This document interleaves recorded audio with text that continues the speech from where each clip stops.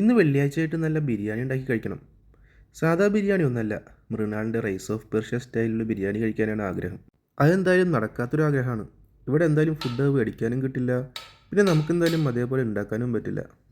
എന്തായാലും ജസ്റ്റ് ഒന്ന് ട്രൈ ചെയ്തു അതേപോലെ ഉണ്ടാക്കാനായിട്ട്. ഇവിടെ ലുലുവിൽ പോയിട്ട് നല്ല ഫ്രഷ് ഇന്ത്യൻ മട്ടൻ വാങ്ങി, അതുകൊണ്ടാണ് ബിരിയാണി ഉണ്ടാക്കിയിട്ടുള്ളത്.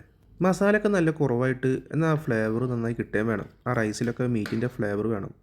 അതാണ് റൈസ് ഓഫ് പെർഷ്യ സ്റ്റൈൽ എന്ന് ഉദ്ദേശിച്ചത്. ബിരിയാണി ഉണ്ടാക്കി കഴിഞ്ഞിട്ട് ഏകദേശം ഒരു 20-25 മിനിറ്റോളം ദം ചെയ്യാൻ വെച്ചിട്ടാണ് ഇപ്പോൾ പ്ലേറ്റിലേക്ക് ചോറ് വിളമ്പുന്നത്. ആദ്യം മസാല ചോറ് നല്ലപോലെ മിക്സ് ചെയ്തെടുത്തിട്ട് അതിൻ്റെ മേലേക്ക് വൈറ്റ് റൈസ് വിളമ്പേക്കാണ്. പിന്നെ സൈഡായിട്ട് നാരങ്ങച്ചാറും ഉണ്ട്, പിന്നെ കച്ചമ്പറും ഉണ്ട്. ഇനി ആദ്യം ആ റൈസ് മാത്രമായിട്ടൊന്ന് കഴിച്ചു വെക്കാം എങ്ങനെയുണ്ടെന്ന്.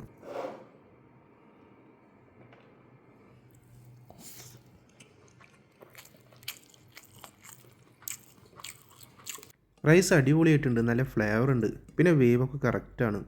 ഇനി ആ മസാലച്ചോറും കൂട്ടിയിട്ടൊന്ന് കഴിച്ചു വെക്കാം. മസാലച്ചോറ് നല്ലപോലെ മിക്സ് ചെയ്തിട്ട് ആ മട്ടനിൽ നിന്ന് ഒരു പീസ് എടുത്ത് ആ ചോറിലോട്ട് വെച്ചിട്ട് ഒന്ന് കഴിച്ചു വെക്കാം. മട്ടൻ അത്യാവശ്യം വെന്തിട്ടുണ്ട്, പക്ഷെ ഒരുപാട് അങ്ങോട്ട് നല്ലപോലെ വെന്തിട്ടില്ല. ഇത് ഓക്കെയാണ്.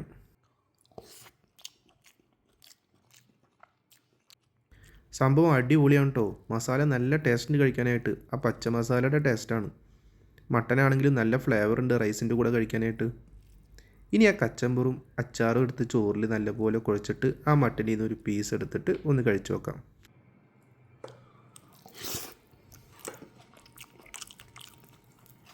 റൈസ് ഓഫ് പേർഷ്യയുടെ ബിരിയാണി നമ്മൾ കഴിക്കാത്തതുകൊണ്ട് കറക്റ്റ് അറിയില്ല എങ്ങനെയാണ് ടേസ്റ്റ് എന്നുള്ളത്.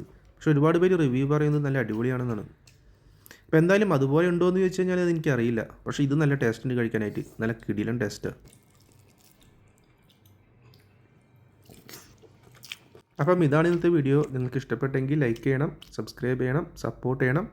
അടുത്ത വീഡിയോയുമായി വീണ്ടും കാണാം.